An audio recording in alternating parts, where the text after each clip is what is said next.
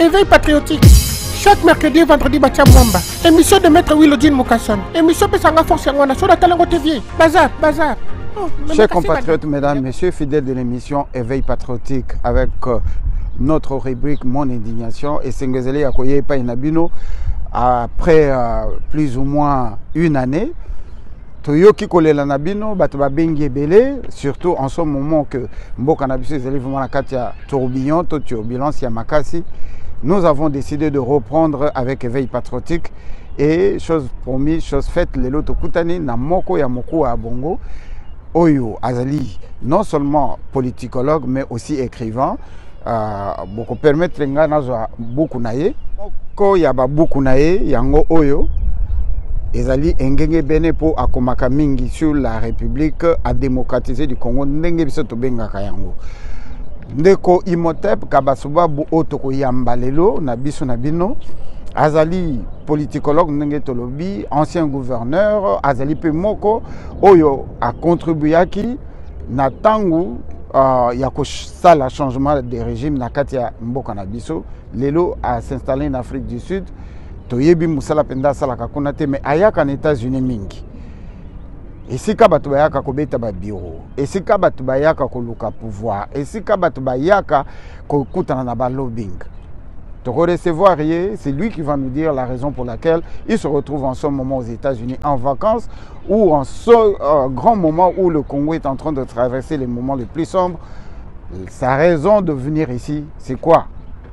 Biso to pesier kaka micro oya koloba ezali e u kowute pa inaye mituna e kowute pa na biso to kotika bino bolanda e nde to kotena na bi na suka ya maso.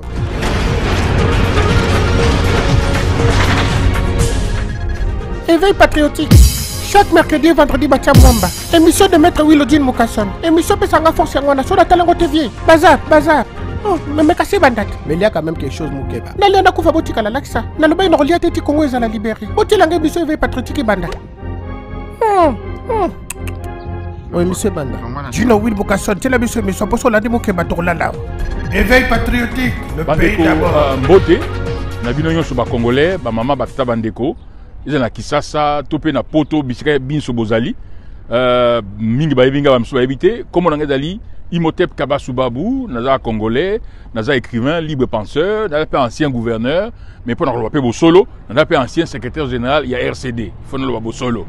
Ah on est naza na Washington DC bino moni kuna simananga yali Capitole yali congrès, il y a États-Unis place et Sikaoyo, tout le bande d'assemblée nationale la bango babunga binga wa House of Representatives na Sénat écoute naka.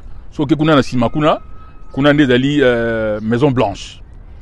Na yawa po ndenge boyebi naza libre penseur pe na ko mikanda pour na ndenge na ko sama ba conférence pour na mikanda na ngai pour na ko pesa idée ndenge nini Congo eko kende liboso na baningo basaka ba recherche na congrès to pe na ba média awa na la voix de l'Amérique ba bengi VOA.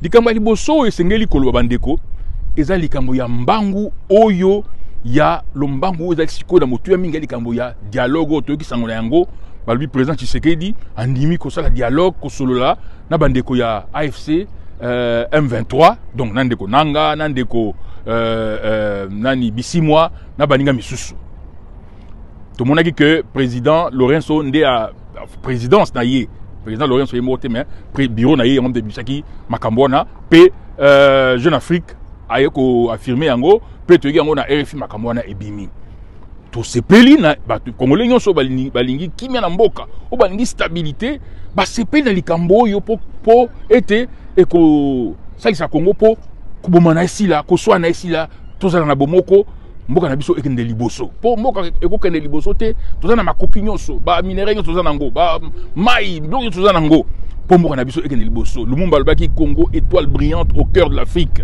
des visions Lumumba wana donc Congo des fois epela moto engala et même Afrique liboso OP France pendant alobaki l'Afrique a la forme d'un revolver et le Congo en est la gâchette tout c'est bien likambo wana kasi ndenge toko yoka esengeli ndeko na biso Tshisekedi yango na koloba na lingala pour celui français balbo Kabasuba bu français les armakasi yango na koloba na lingala pena kubeta c'était même na mwanda mba chiluba na mwanda mba Swahili.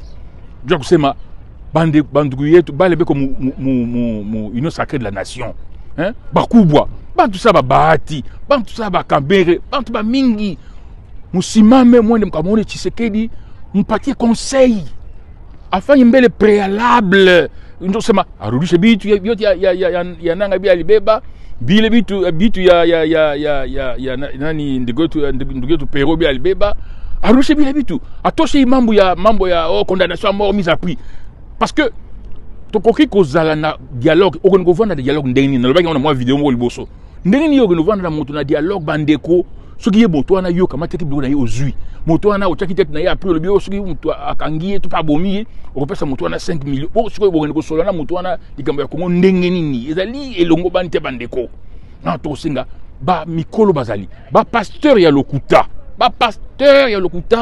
même nzamba ko mona bino lokuta na bino bato misusu ya mavwango bana sima président bote ko kino solo na bango te boya ko solo na bango te to bundisa bango bo mudisa bango ndenge pone to bawa AFC eza sous AFC ya Kalate comme AFC plutôt M23 eza ya Kalate et comme siko AFC M23 bazui Goma bazui Bukavu ba comme na minduki ebele oyo nyonso basoda ya FRDC batriki comme minduki ebele bazui bato ebele oyo ya basoda ebele ya FRDC oyo basundaki bango na Goma basundaki na Bukavu bazui bango ba comme na armée comme peu armée ya AFC M23 et comme même basoda ebele ko les armée ya Rwanda na Uganda osangisi parce que beaucoup de communautés vont ndenge nini bazali pe ko continuer ba ko kende ba ko kende kisangani ba ko petit na Katanga et l'école ndé bato ya bwanya bato mayele faut ba kende ko mona Tshisekedi batelema baltika makamba pasteur lokuta bato lokuta ba politicien mavwango ba ko sayena to ko bundisa bango boko ko rate bo longa te et l'école ya mzee Laurent Désiré Kabila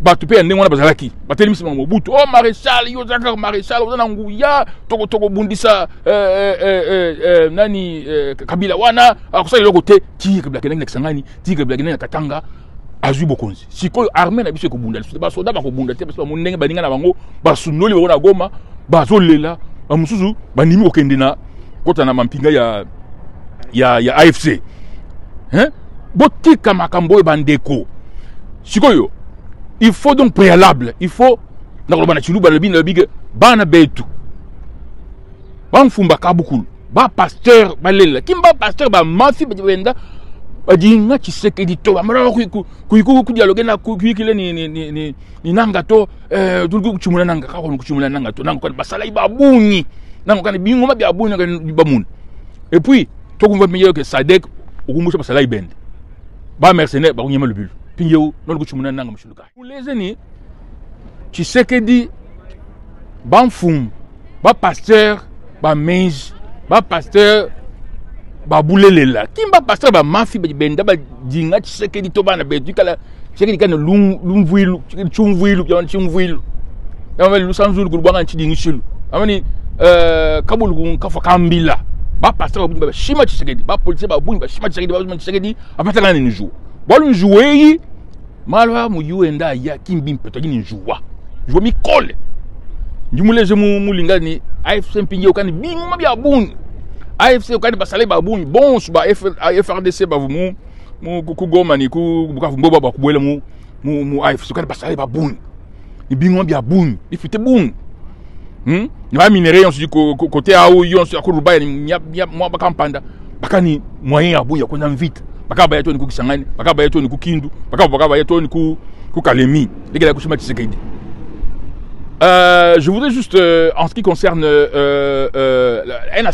un deuxième aspect majeur, indiquer que aujourd'hui, Monsieur Tshisekedi se trouve dans un contexte politique et militaire qui est plus avantageux en ce qui concerne, qui est plus facile en ce qui concerne le dialogue et la résolution de cette crise militaire et politique.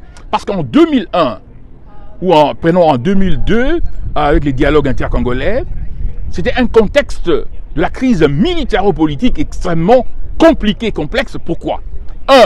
Parce que l'État était écroulé. D'ailleurs, en anglais, quand on parle de la typologie en fait de la dégradation de l'État, il y a l'État faible, weak state, et il y a le failed state, qui est en fait une dégradation fonctionnelle, mais il y a également ce qu'on appelle les collapsed state.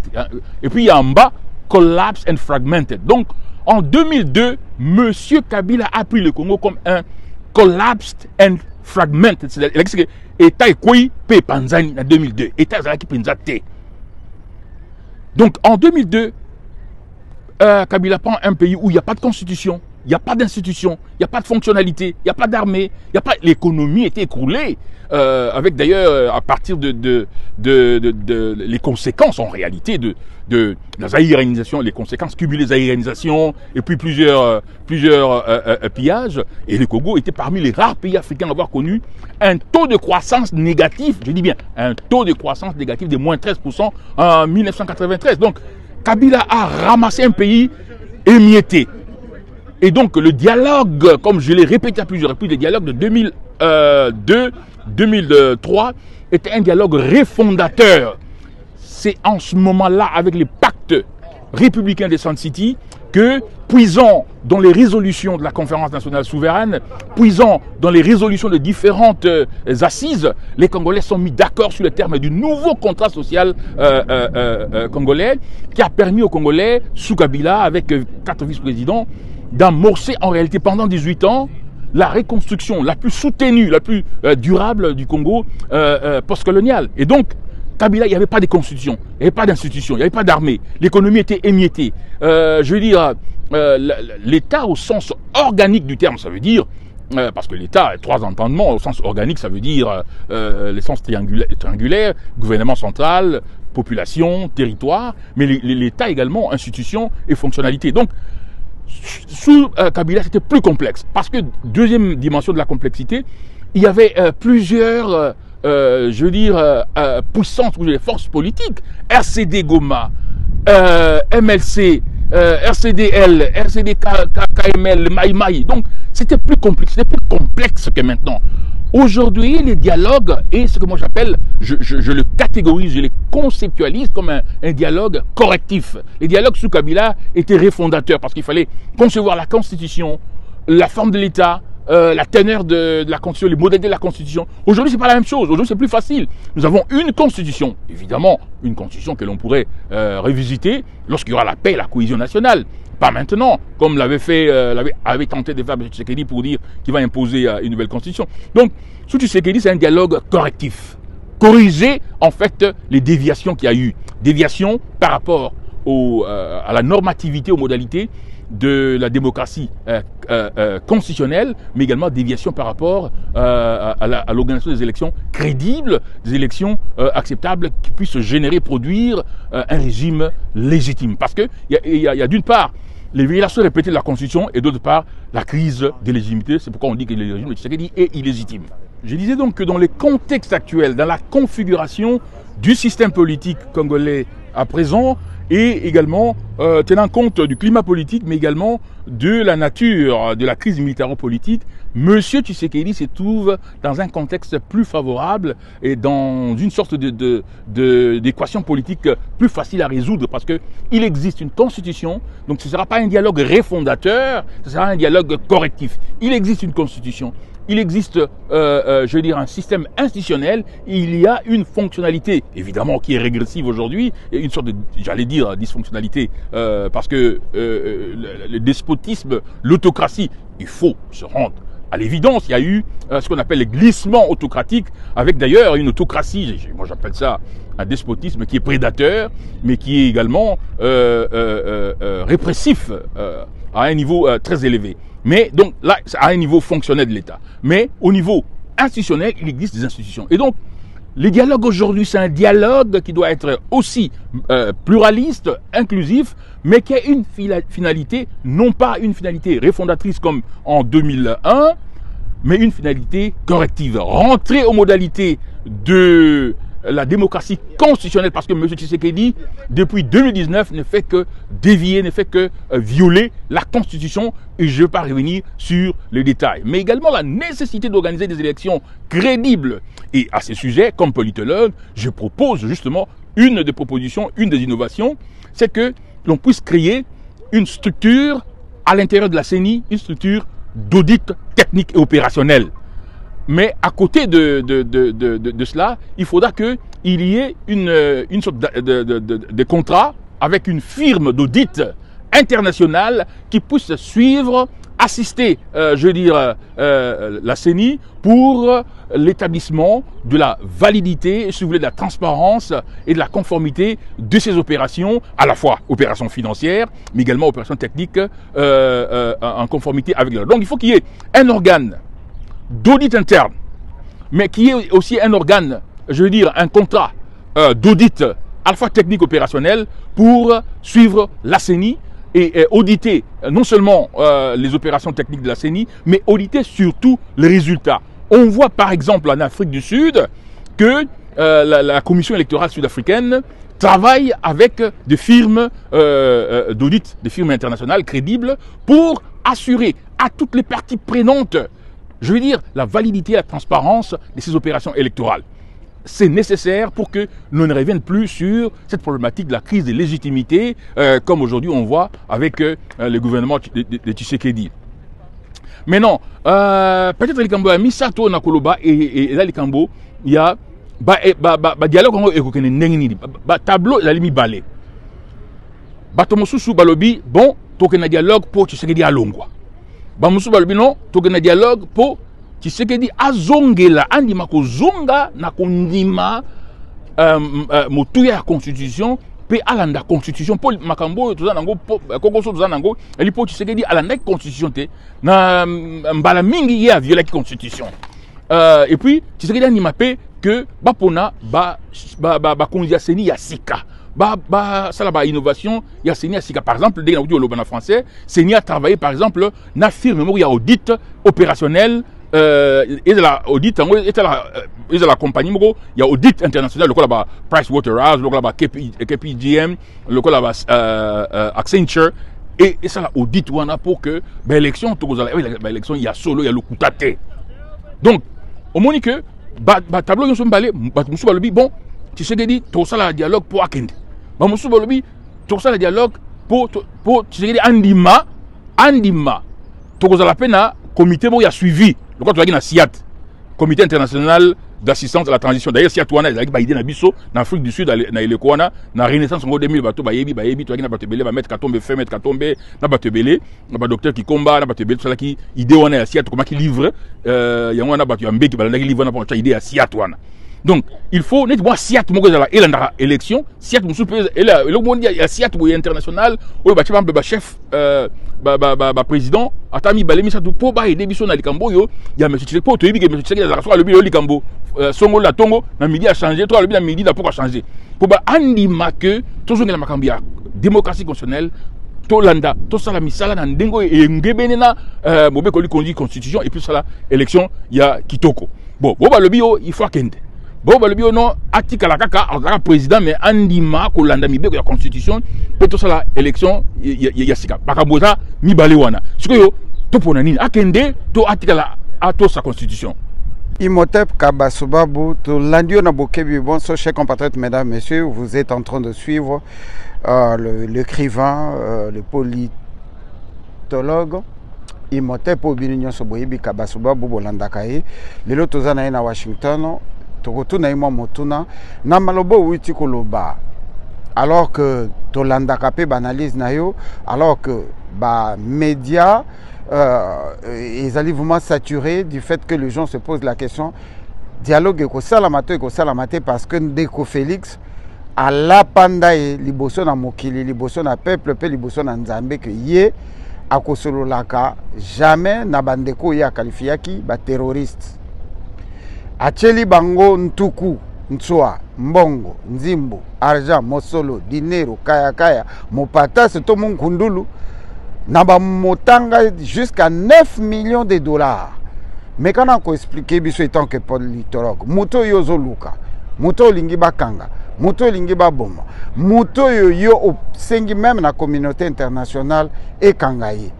Même pas 2 semaines, au solo, au décidé, au solo lanaye.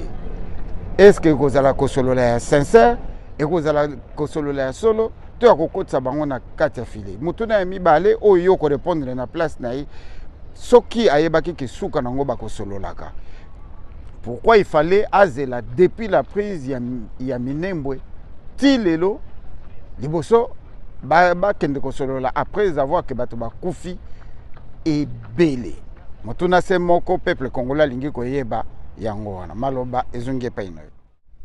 Ndeko Gino natondi yo botondi na mituna na yo eza na mituya ya motuya ebele ya liboso ndenge bakosolola nalobaki yango nalobi il faut pas préalable au moins kosolola dialogue ezali pona osala dialogue okosala dialogue na mutu oyo oza kopesa ye motuya te po osolola na mutu dialogue ezali po bo échanger ba idée bo batona likambo fulani yo mo ndenge na likambo yo au moins solution za ndenge ngape na yebisio sima to sololi to kutani to sali o ba bengi solution pona mboka kende po ezali likambo ya mboka ezali likambo ya ba individualité. Alors il faut que ba préalable ezala yango na to mo bandeko nanga bango pe ba komi préalable que ndeko Tshisekedi ako perdre eloko moko te alongola likambo ya kutia mituna bango na motuya alongola likambo ya biloko ya nanga ya kangi azongisa yango biloko ya Pero Loire bazongisa yango basa en sorte que même condamnation à mort ezali na balongola yango po bakoka kovanda basola po kosola na muto yo le bité ya ko na koboma yo siko okobomanga siko ngana kosola ndenge nini en fait ne babina français c'est une on a dans le côté français ba benga apori ndenge ya ba benga logique formidable apori ça veut dire la contradiction insurmontable moyen ko dialoguer na muto yo tie mutu na ye na talo ezalité donc il faut un préalable wana et on a to sengi que ba pasteur ya solo banganga mayele ya lokuta te banganga mayele ya lokuta te ba professeur qui mpie ou lokuta ba opportuniste so teleka yelongi na ye bo monike o ali professeur mavwanga bata mayele ya bwanya ya mboka pas que komona président pour ko expliquer que sikoyo ezali likambo ya mboka tolingi te bato bakufa tolingi te bitumbo e continuer ba soda ba kufa pamba et puis ba entreprise zo bukana ba infrastructure ezo panzana omoni bon likambo mbale sikoyo eli akoloba que même yesu kalobaki que na kosolola na bango te na batika koloba na monte dialogue intercongolais Kabila zalaka na dialogue intercongolais te Kabila zalaka na dialogue intercongolais te atindaka ba feu Katumba Mwanke ndeko na biso Vital Kamerhe ba Francis Kalumba wana ba Show Kitundu a délégué bato et puis bato oyo il fallait passer dans dialogue wana baki na makasi koleka ba AFC M23 RCD Goma zwaki déjà ti na Kasai kuna na nini na côté ya Lac Munkamba RCD avec côté wana et tu qui mukeka RCD akenda ke Kinshasa ba bemba bazalaki ba rébellion avec belé na ya ba oyo nani Roger Lumbala ba mbusa ni amusa ke belé mais Kabila ndimi ke bat na ba kende ba solo donc ça il ba Tshisekedi ata ya le ba ko solo na bango te mais à côté da ba délégué na ye ba solo li ba bino bolingi ndolingi boy en fait nanga topé makenga topé bisimwa basa likambo ya somo wana te likambo da bango balobi on balebeli toujours ngaka na démocratie constitutionnelle toujours na gouvernance moko ezali transparente totika makambo kanga ba politicien totika makambo ya kubomba politicien totika makambo ya kufakola mpata ya jekamine ka famille moko muteza na makambo wana nyoso vous me souvenez nko bana betu chikono cha Kabila dialogue compliqué walu ka vous constitution to ka vous institution to qui va ni bigila dialogue wa chikono cha Kabila ni bigila dialogue wa ou vous dialogue refondateur parce qu'il fallait tu bantu ba yikile ba rebelle ba vuni makanda bun kupita AFC RCD Goma MLC quoi situation où vous complexe kupita pingeo ba ku yikile bon constitution to nzemushi kai ben institution to nzemushi kai économie to nzemushi kai armée to nzemushi kai chikono cha Kabila ka vous institution to ka vous parlement to ka vous assemblée nationale sénat to une économie vous fanche pingeo Tshisekedi du contexte nous abugi plus facile pour résoudre boilo bolu constitution du corps institution du corps économie du fonctionner administration du fonctionner et même dialogue correct à finalité corrective boakulongo la kaka kunvana que mukelenge Tshisekedi wewe faut tabouche que démocratie constitutionnelle ça veut dire que tabouche quand je mudi muebe mudi constitution mu fondée constitution du les tu dis régime semi-présidentiel président qui ne me connaît when programme to ou une ba na bakushim ko ba ko ba ko vital au programme de 100 jours au ram ba bakushim donc il faut président pour régime semi-présidentiel il quel mot prérogative yende premier ministre quel prérogative yende institution égale séparation ou ba institution spécialisation ou ba institution autonomie institutionnelle boire kwanza je suis pas en anglais ni checks and balances boire parlement égal à mesure pour contrôler bon pas jouer au mugani néotocratie ni despotisme quand on a monsieur du parlement beaucoup contrôler ouais auto donc c'est plus facile boire une petite constitution tu des institutions qui va les jeunes puis il faut que dialoguer c'est plus facile nanga que nous lomba bien tout compliqué to démocratie constitutionnelle élection crédible boire tu quel ni institution légitime régime légitime après 2028 qui se cabine moi pas compliqué to nanga que non empêche moi j'ai ou bien empêche moi ne to et puis nanga aussi moule de ba vous même comme on est c'est que quoi nang ils sont ya boum nanga ki muntu mubito ni mwana ku bisimo ki muntu mubito ki muntu ki satana to ke ni mukila to ni nsengu to pa diseki mu ben ku yikela na bu mo kuto ba ku chikono ja kabila ka fumu usansiti to kabila ka fumu vi usansiti to wakatuma ba vital kamere wakatuma ba sheku tundu wakatuma ba feu katuma mwanke ba yikila ni ba RCD ba yikila ni MLC c'est bien de muyimu ben ku yikela ku kuna nanga mo kuto bantu ba yikule tseke di fois kebe mo yobana betu tseke ni joue vite mibi wala bu wala bubi nya papa nya ngwa pa ngimu Amerique mala tu tumvwa ni mala tu tumuna boalwe buya ni joue tseke ay muskumva to wala bu kal bibi ba pasteur di bashima tseke di ba politicien ba mafia ba professeur ba mafia ba bashima tseke di kaba ko kal nende to tseke na ni kal ni joue do ko patana ni joie mamo ne ko patana ni joie bu ka jeni ba babu imbe mu kinchasa ko patana ni joie chanan ba ta buka ba ko kal mu ko changer ki fa ngamba ni ba mfumu ba kabukul ba pasteur ba menge ba intellectuel ba boulelel il faut que mon tseke di ba non il faut qu'on d'ailleurs hier tseke di mu taba konza préalable ai ngamba ni bon pinge ou décision ya condamnation wa nanga ni wa Perol wa ni wa ba ko babisimo na kumbush bindi bia nanga mbia na kufinga afinga hotel wa nanga ba ko mo la mpenchi ba longo la opportunité 1 million 2 millions longo la hotel ba finga zubuyende tseke di comme fait de fang moi je ne peux pas de femme maman ne peut pas de femme pas de femme puis bindi bia nanga ba ngati bachi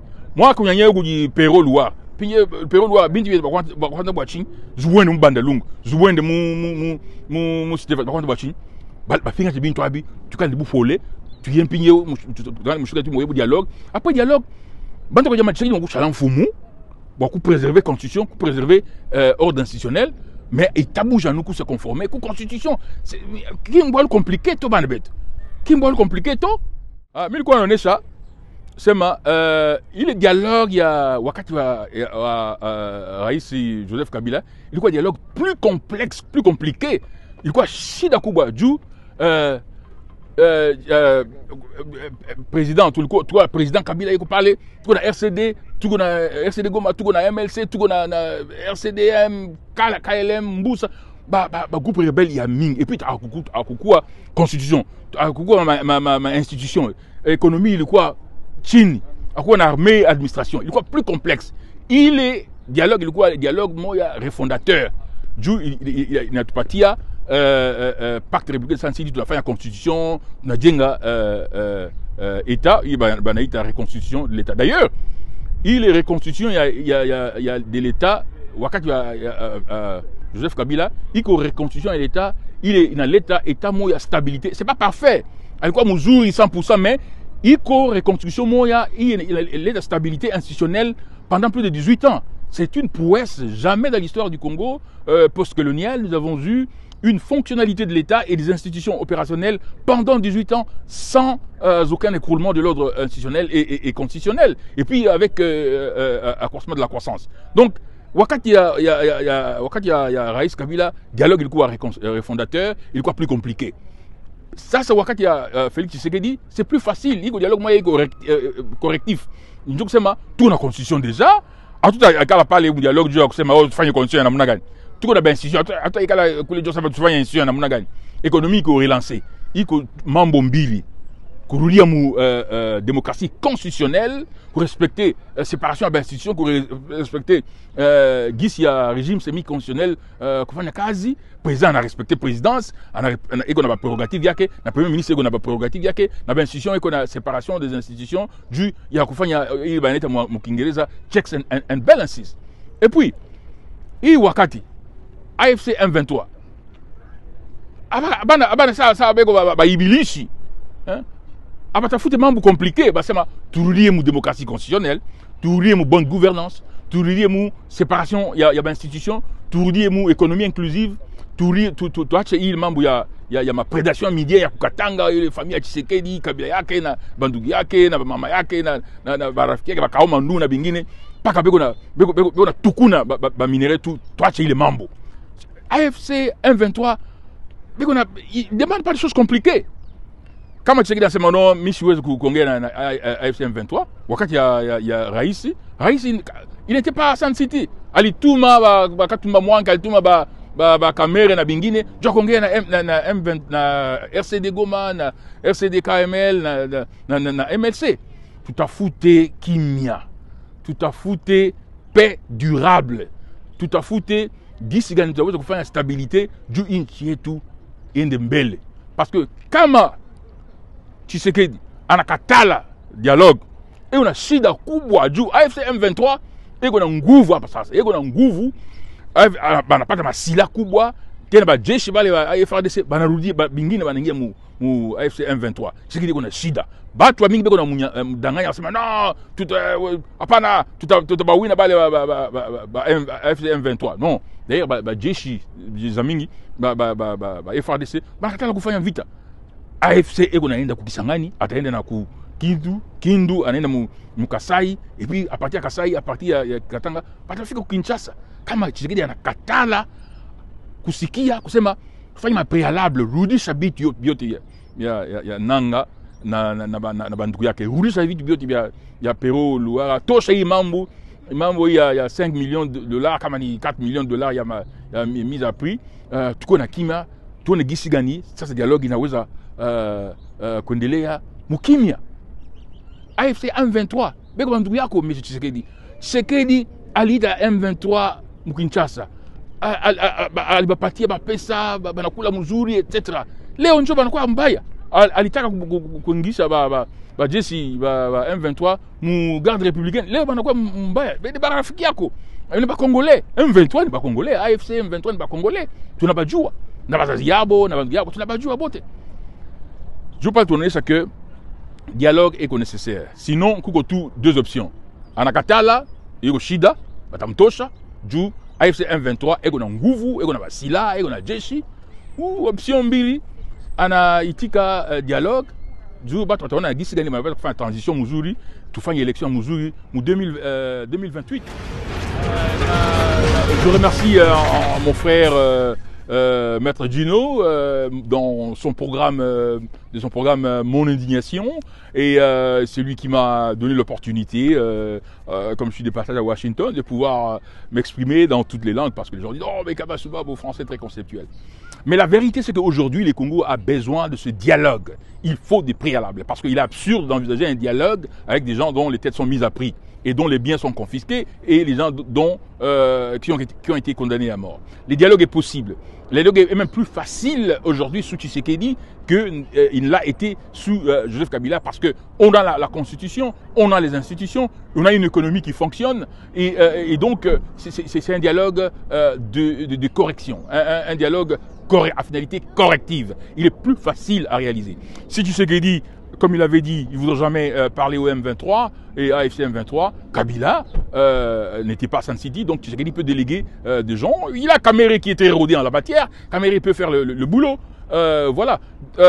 Na ligne kolbake, na zo remercier Ndeko Gino, ndenga pesingai occasion yo là na Washington, na makambo kili ya ba livre boye pour na pesa moi ba idée na na lobby que dialogue est possible na ele kwa Tshisekedi yo dialogue est plus facile à faire, parce que le dialogue moko ya kozonga kaka na démocratie constitutionnelle, dialogue moko ya kozonga kaka na modalité élection pour tout ça makambo ya crise de légitimité. Bandeko ndeko nanga to moni ndeko nanga la d'ici que ce qui AFC M23 na dialectique, c'est quoi l'antithèse? Il y a toujours sur Kambia, oh changement de constitution, oh qui va m'empêcher et sili.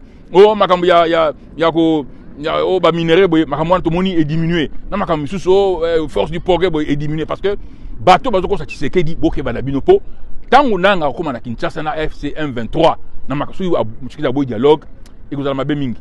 Yango to ba ndeko Tshisekedi banza nation, banza ekolo, banza yo moko, banza famille na yo, libota na yo pe bandeko na yo.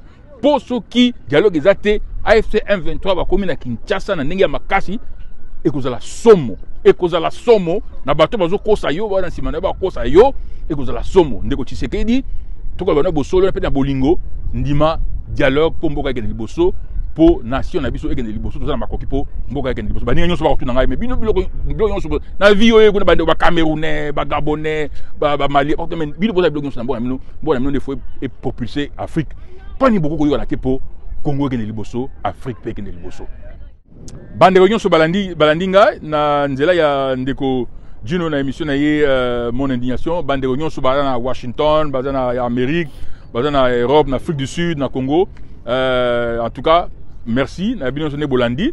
Je vous remercie d'avoir suivi disons cette opportunité qui m'a été offerte par mon frère ami Gino d'expliquer un certain nombre de choses. Je pense que la paix est possible en RDC. Nous avons pu résoudre une situation de crise militaro-politique plus complexe, 5 fois plus complexe que celle-ci. Et donc c'est très facile de résoudre cette question. Je vous remercie vous tous, là où vous êtes.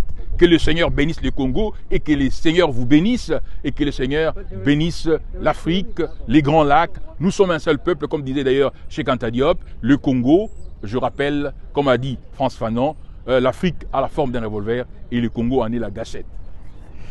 Merci Mingi Ndeko Kabasubabou, merci Nabino Watubolandi Bissou de partout là où vous vous trouvez. Merci d'avoir accordé ce laps de temps, abandonnant derrière vous tout ce qui était important pour suivre cette émission. Ici aux États-Unis, nous avons l'habitude de dire que time is money, le temps c'est de l'argent. Le temps que vous avez mis pour suivre cette vidéo, c'est que vous aimez le Congo et c'est l'argent que vous nous avez donné. Pas en termes de monnaie, mais en termes d'amour que vous portez pour la République démocratique du Congo. Ne regardez pas seulement, partagez. Vos suggestions, vos idées, vos reproches, vos remarques sont les bienvenus en dehors de Yamafinga. Tous allez aux États-Unis, pas amendement. Premier amendement à la Constitution, sur le liberté d'expression. Et là, nous vous disons infiniment merci en ce moment d'avoir été avec nous. Et sachez que éveil patriotique et zongi, mais dans mon indignation. Ndenge bengami mon indignation na kipende. Ça veut simplement dire que bisoto bakamingi makambo ezotambola malamuté pour permettre na bakambi amboka bazwa makanisi baye bako changer. Et nous restons dans cette optique. Mon indignation. C'est un réel bonheur. C'était le vôtre honorable Gino Will. I love you. Peace.